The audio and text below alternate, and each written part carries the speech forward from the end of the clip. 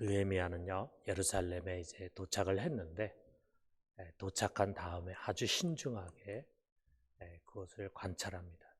특별히 예루살렘에 있는 유대인들의 실상을 이제 관찰을 합니다. 물론 그들이 여러 가지 경제적인 어려움도 있었겠지만, 산발랏을 비롯해서 그곳에 토착 세력이 있어요. 그들의 힘에 눌려서 살고 있는 것을 보았어요. 그런데 그보다 더 심각한 문제가 뭐냐면 이 유대인들의 내면에 꿈과 힘을 다 잃어버린 것입니다.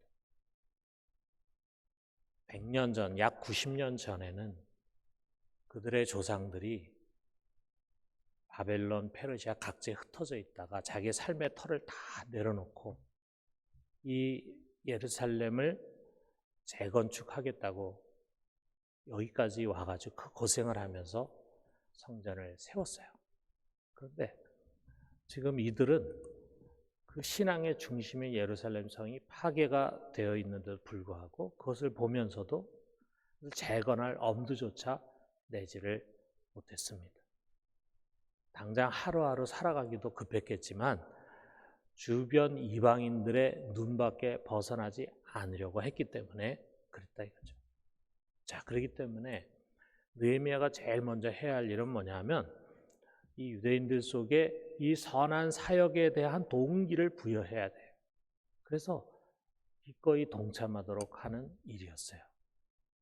자, 그래서 느헤미야는 자기가 이 예루살렘 성벽을 재건하기 위해서 왔다는 얘기도 일절하지도 않고 그것을 여러 날 걸쳐서 조사한 다음에 치밀하게 준비하고 그 다음에 유대인들을 다 모아가지고 그들에게 이야기를 합니다. 느헤미야 2장 17절에서 18절 상반절 보니까 그가 이렇게 얘기합니다. 우리가 당한 곤경은 너희도 보고 있는 바라.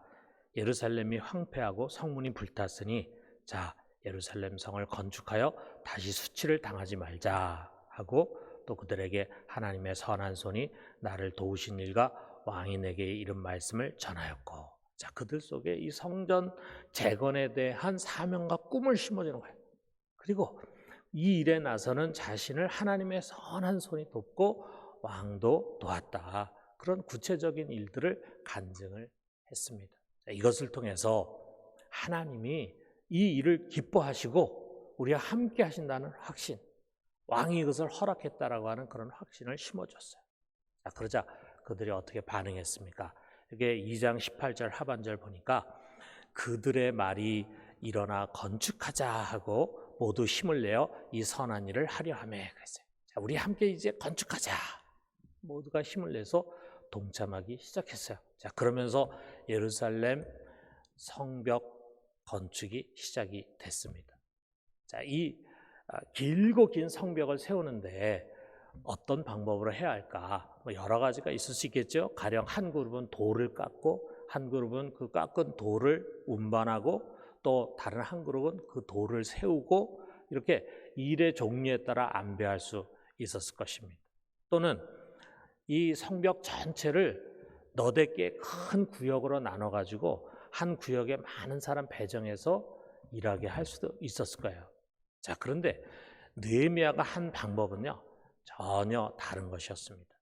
우선 그는 모든 사람들로 하여금 이 사역에 다 동참하게 했어요.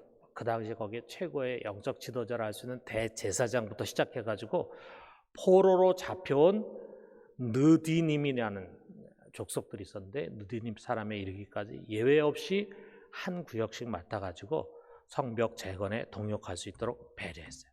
자, 느헤미야는 이것을 좀 더 효율적으로 하기 위해서 소그룹 작전을 사용했어요. 자, 그 당시에 예루살렘 성벽이 이제 이렇게 되어 있었는데 이것을 45개의 구역으로 나눴습니다. 그리고 그것을 40개의 그룹에 맡겼습니다. 이 그룹은 가족이라든지 형제라든지 조금 작업 섹터가 큰 경우에는 시족 정도로 구성되어 있었어요. 그리고 그 그룹을 대표하는 사람들이 여기에 오늘 우리가 읽은 3장에 기록이 되어 있습니다. 끝까지 우리가 읽지 않은 거는 똑같은 내용이 반복되기 때문에. 자, 이런 소그룹화를 통해서 성취욕을 더욱 고양시킬 수가 있었어요. 자, 자기와 자기 가족의 이름을 걸고 그 성벽을 책임지고 맡아서 하다 보니까 그것을 자기 일로 생각해. 그래가지고 최선을 다할 수가 있었던 것입니다. 우리가 좀 고급스러운 과자 같은 거 보면은요, 여러분 그 과자 봉지에 그것을 만든 사람의 이름이 기록이 되어 있잖아요. 아마 왜 그렇게 했을까 생각해 보면은 책임을 지라 이거죠. 그 감독하지 않아도 최선을 다해서 아무 하자가 없이 물건이 나가도록 그렇게 했을 것입니다. 왜? 거기 자기 이름이 걸려있거든. 자, 이것처럼 각 가족 또 각 개인의 이름을 걸고 성벽을 세우도록 그렇게 이름을 하다 보니까 그들이 최선을 다해서 그려는 거예요. 자, 온 가족이 서로 도우면서 사역을 했을 것입니다. 자, 아버지가 무거운 짐을 나르는데 엄마하고 아이들이 뒷짐을 지고 있을 리가 없는 거죠. 제일 막내까지 같이 도우면서 아마 그 일을 완성시키려고 노력했을 것입니다. 자, 그런데 이 느헤미야가 구역을 맡기는데도 몇 가지 원칙이 있었어요. 성 안에 사는 사람에게는요, 자기 집에 제일 가까운 부분을 맡겼습니다. 자, 이것은 집 가까운 데서 일하게 함으로써 오가는 거리를 단축하고 또 일할 마음을 불러일으키고 또 가족들과 함께 협력하게 용이하게 하고 또 만약에 적들이 공격해 올 경우에는 재빨리 자기의 집을 지키게 하기 위함이었어요.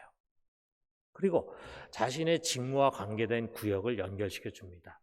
자, 우리 아까 그 지도를 봤는데 거기에 여러 문의 이름이 있는데 그중에 양문이라는 이름이 있어요. 양의 문이라는 뜻이에요. 자, 이 양문으로는 희생 제사로 바쳐질 짐승이 들어가는 문이에요. 자, 그러면은 그것은 주로 제사 사역을 감당하는 제사장과 관련됐잖아요. 그런 문은 제사장에게 맡겨졌어요. 자, 그러니까 느헤미야가 그냥 아무렇게나 일을 맡긴 것이 아니라 굉장히 이것을 치밀하게 준비하고 생각하고 지혜를 가지고 이것을 맡긴 것을 우리가 보게 됩니다. 자, 우리가 여기서 두 가지를 좀 생각을 해봐요. 첫째는 우리는 작지만 귀한 존재라는 사실입니다.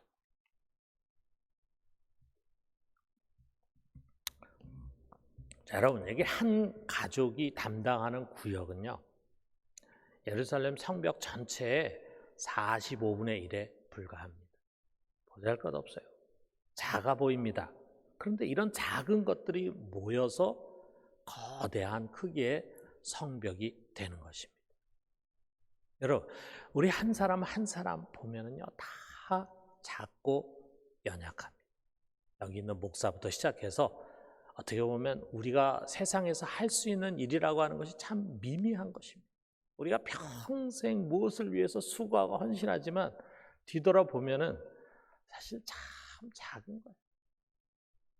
세계 선교를 하는 일, 또 세상을 변혁하는 일, 이게 얼마나 크고 방대하고 힘든 일입니까? 그 사역 속에 우리가 하고 있는 일, 우리가 할 수 있는 일은요, 아주 작은 것에 불과해요.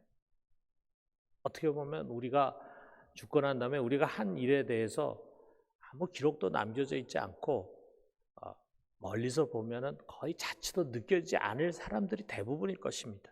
자, 그런데 그러한 작은 것들이 모여서 큰 역사를 이루는 거예요. 여러분, 우리가 만약에 서로 비교하면서 경쟁하려고 한다면요, 우리 모두는 금방 자신이 참 보잘것없는 존재로 느껴지기 마련입니다. 그러나 여기 예루살렘 성벽과 같이 우리 하나하나가 서로 견고하게 엮여져 있음을 안다면, 그래서 우리는 결코 홀로 설 수 없으면서 서로를 필요로 하는 지체고, 또 우리 각 사람이 주님의 몸을 이루는 데 있어서 없어서는 안 될 존재라는 것을 안다면 우리는 너와 나라고 하는 이 작은 존재가 결코 보잘것없지 않고 참 귀하다고 하는 것을 느끼지 않을 수 없을 것입니다.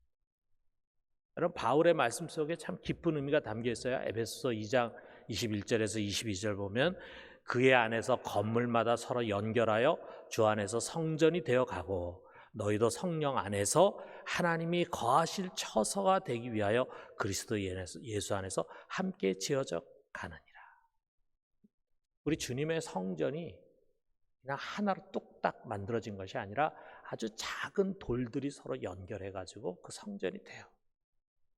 우리 작은 사람들이 연결해서 주님의 성전이 되는 것입니다. 사랑하는 성도 여러분, 우리는 작지만 주님의 성전을 이루어가는 소중한 존재입니다. 우리는 홀로가 아니라 함께 성전을 이루어가는 소중한 동역자요, 지체임을 잊어서는 안 됩니다. 자, 두 번째는요, 소그룹 중심의 교회가 진정 건강한 교회라는 사실이에요. 여러분, 교회가 소그룹 중심이 되지 못할 때 이런 현상들이 나타날 수 있어요. 다시 말하면 커다란 대그룹 속에서는요, 대체로 소수의 사람들이 굉장히 많은 일을 맡아가지고 헉헉대게 됩니다. 그리고 대부분 사람들은 팔짱을 끼고 방관하게 됩니다. 그리고 이 대부분 사람들은요, 누구에게도 주목을 받지 못한 채 대중 속에서 외로움을 느끼고 또 자신이 교회에서 별 필요가 없는 존재라는 생각을 갖게 돼요. 그럼 이런 교회는 건강한 교회가 아닙니다.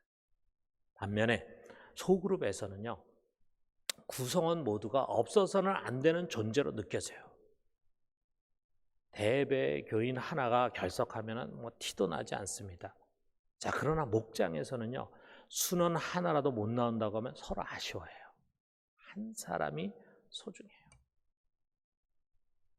우리가 교회 대예배에 오면은 자기의 소중함을 적게 느끼게 됩니다. 그런데 목장에 가면은 자기 한 사람의 소중함을 잘 느낄 수가 있어요.